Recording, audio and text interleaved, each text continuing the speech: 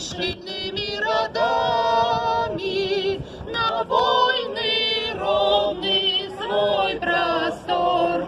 Хай воля вечно будет с нами, а хвалцу мы дамо отпор.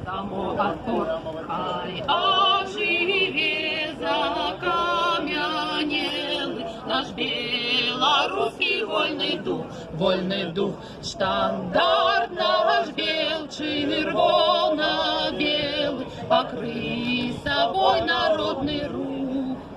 На бой за счастье и за волю народу славного своего, браты, терпели мы до воли, на бою все до одного, имя и силу белоруса, нехай почуем почестой, хто смеє нам нести примуси і перший виклича на бой.